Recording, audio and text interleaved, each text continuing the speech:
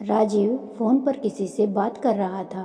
आपसी वार्तालाप के अंशों को सुनकर एकता समझ गई कि बड़े दादाजी का फोन है और बात उसके मायके वाले घर की हो रही है। राजीव के फोन रखते ही उसने बेचैनी से पूछा, क्या कह रहे थे दादाजी? देवरिया वाला मकान बेचना चाहते हैं। यह बात एकता की बेटी अनवी ने सुन ली। हाय पापा, नाना नानी वाला घर क्यों बिक रहा है? बेटी अनवी के मायूसी से लिपटे सवाल पर एकता भी भावुक हुई। तो राजीव बोले, अब इसमें बुरा ही क्या है? अम्मा बाबूजी रहे नहीं, घर पिछले 1.5 साल से बंद पड़ा है, कोई आता जाता भी नहीं। अब वहाँ क्या रखा है?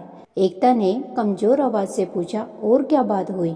केदार भैया, सुधा जीजी और वो सह परिवार वहाँ 5 तारीख को पहुँच रहे हैं। दादाजी चाहते हैं हम भी सह परिवार 5 तारीख को देवरिया पहुँचे, पर मैंने कह दिया कि मैं अपनी ज़रूरी मीटिंग निपटाकर 8 की सुबह तक ही पहुँच पाऊँगा। एकता भरे मन से बोली, मेरा तो जाने का मन नहीं है। इतने समय पश्चात मायके में भाई बहन इकट्ठे हो भी रहे हैं तो मकान बेचने के लिए। बाबूजी के जाने के बाद से तुम मायके को याद करती रही हो। अगर ये मौका भी गवा दोगी तो इसकी कसक सदा बनी रहेगी। राजीव के कहने पर उसने मुख्य सहमति यह सोचकर दे दी कि मायके की दहली बिक रही है। जोम के चलते भले ही कह दे नहीं जाऊंगी, पर जिस घर में अम्मा बाबूजी से जुड़ी मधुर स्मृतियां हैं, वहाँ अम्मा बाबूजी को एक बार और महसूस करने जाना ही होगा, वरना अफसोस रह जाएगा। 8 तारीख की सुबह स्टेशन पर छोटा भाई केदार और बड़े दादाजी का चुल स्टेशन पर लेने आए। घर के गेट पर जहाँ बाबूजी उसका इंतजार करते दिखते थे, वहाँ बड़े दादाजी खड़े मिले। छोटी दोनों भाभियाँ सुधा जीजी जीजाजी आंगन में बैठे गप्पे मारते और उनके बच्चे छोटी मुंगरी से क्रिकेट खेलते दिखे। एकता को आते देख बच्चे पैर छूने भागे। केदार ने जेब से एक गेंद निकालकर बच्चों की ओर उछालते हुए कहा, ये 7वीं गेंद है। अब जो तुम्हारे चौके छक्कों ने गेंद घुमाई तो अपनी एकता बुआ से मांगना। जीजी बच्चों के पक्ष में झट बोली, अब बच्चे हैं, करे क्या? से कह रही हूँ, टीवी अच्छा भला लगा है, 2-4 दिन के लिए केबल कनेक्शन ले लो, ये शांति से बैठेंगे।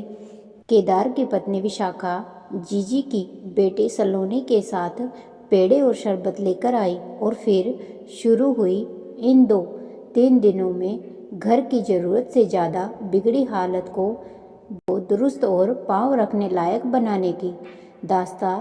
सबने अपने अपने दिए सहयोग का विवरण दिया। बड़ी भाभी 3 फुट हाथ उठाती बोली, यहाँ इतनी ऊंची घास थी बाबा रे बाबा, पाँव रखते भी डर लग रहा था। कटवाया है, धूल 3-4 परत तक जमी थी। हाय हाय, कैसे साफ करवाया है, हम ही जानते हैं। बर्तनों में जंग लग गई थी। वो तो अच्छा हुआ पुरानी काम वाली बाई गोमती मिल गई। बेचारी ने बर्तन घिसे और रसोई साफ कर दी, तब जाकर खाना बनाने का मन हुआ। विशाखा ने भी जेठानी की हाँ में हाँ मिलाई। ये घर तो बिक रहा है ना मामा? अनवी ने पूछा। तो बड़े दादाजी सर हिलाकर बोले, बिकना तो है, पर खरीदार को मकान की वो दशा दिखा देते तो वह 40% दाम वैसे ही गिरा देता। 3-4 लोगों से बात हुई है, परसों तक फाइनल करना है। ये बात तो है, साफ सुथरे मकान की कीमत बढ़ ही जाती है। जब बेचना ही है तो घाटे का सौदा क्यों करें? पिछले 1.5-2 साल से बंद घर अम्मा बाबूजी के न रहने से अब मकान बन चुका है। क्या उस जगह की कीमत लगाई जा सकती है जहां उन सबका बचपन गुजरा हो, जिस आंगन में सबके शादी ब्याह हुए, जिस घर में सबने सुखद भविष्य की ओर उड़ान भरी? एकता की आंखों में आंसू झिलमिलाए तो दादाजी बोले, देखो एकता, घर बिकने का हम सबको भी दुख है, पर कभी कभी प्रैक्टिकल होकर निर्णय लेने पड़ते हैं। मायके की ये देहली बिक रही है, ऐसा क्यों सोचती हो? हम तो हैं ना, तुम और सुधा हमारे पास आना, जब तक हम हैं मायका रहेगा। दोनों बुआ का मायका तो अरेंज हो गया, पर ताऊ जी आपका और पापा का मायका कहाँ होगा? केदार के 7 साल के बेटे विहान के इस प्रश्न पर हंसी की फुलझड़ी छूट गई। तू बहुत बोलने लगा है रे छुटकू, बड़े दादाजी उसको गुदगुदाते हुए बोले। आज समय पर सो जाना, सुबह जल्दी उठना है। एकता की प्रश्नवाचक नजरें देख उसकी बड़ी भाभी बोली, अरे तुम्हारे दादाजी ने पहले तो हमसे जमकर काम करवाया, फिर आज सुबह मुझे जगाकर कहने लगे कल गुरुवार है और पूर्णमासी भी है, क्यों ना कथा सुन लें। कथा? एकता ने विस्मय से कहा, गृह प्रवेश के समय पूजा कथा का विधान सुना था, पर घर बेचते समय कथा कौन करता है? दादाजी बोले, जब भी मैं यहाँ आता था तो तुम्हारे बाबूजी कहते थे कि कथा सुनने की इच्छा है, इसे हमारी लापरवाही समझो कि हम सुनकर अनसुना कर दिए। अगर अब कथा हो जाए तो हमारे दिल का बोझ हट जाएगा। अन्वी की शैतानी भरी धीमी धीमी हंसी और फिर अम्मा की झुंझलाहट कानों में बिखर गई। अन्वी, तूने ही छुपाई है ना पान वाली डब्बी? हाँ नानी, मैंने छुपाई है। और अब आपको कुछ देर यहाँ वहाँ की गप्पे सुनकर एकता ने आंगन से भीतर प्रवेश किया तो मन गीला गीला सा हो गया। खिड़की की बाट पर अभी भी अम्मा बाबूजी की दवाइयाँ चश्मे रखे दिखे। ड्रेसिंग टेबल खोली तो अम्मा की मेकअप की बांस की बुनी पिटारी दिखी। बिना दरवाजे की खुली अलमारी के खानों में पान वाली डब्बी दिखी। पीतल की पान वाली डब्बी को देखकर होठों पर सीमित मुस्कान के साथ अन्वी के बचपन की बीती बातें याद आई।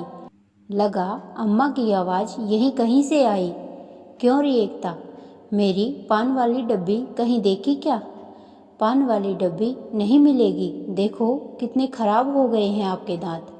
याद है अम्मा की पान वाली डब्बी अन्वी कैसे छिपा दिया करती थी। जीजी का सवाल कानों में पड़ा तो उसने चौंक कर पान वाली डब्बी से दृष्टि हटाई। उसके होठों पर उदासी सी मुस्कान देख जीजी बोली, उदास ना हो, ये दिन कभी न कभी तो आना ही था।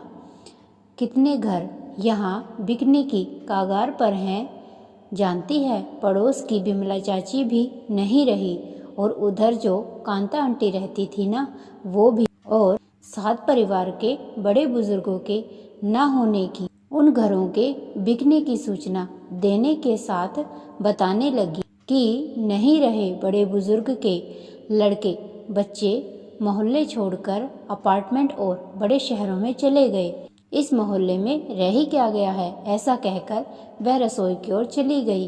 एकता घूम घूम कर घर देखने लगी। अम्मा बाबूजी की लोहे की अलमारी खोलकर उनके तह कपड़े को देखकर वह उंगलियों को कपड़ों में फिराने लगी। बाबूजी के बंद गले के कोट से वह कभी लिपटती तो कभी अम्मा के कपड़ों को उठाकर कभी गाल तो कभी सीने से लगाती। लाओ अम्मा, तुम्हारी अलमारी सुधार दूं। सचमुच एकता के मुंह से निकल गया और वह पहले अलमारी फिर बक्सा खोल के बैठ गई। पुराने जमाने की साड़ी वह कौतुक से देखती, उन्हें खोलती और फिर तय कर कर रख देती। तुझे कुछ चाहिए तो ले जा। बरामदे में बैठे दादाजी की आवाज़ आई तो वह आंसुओं को रोकते हुए मन ही मन बुदबुदाई, क्या क्या रखूं दादाजी?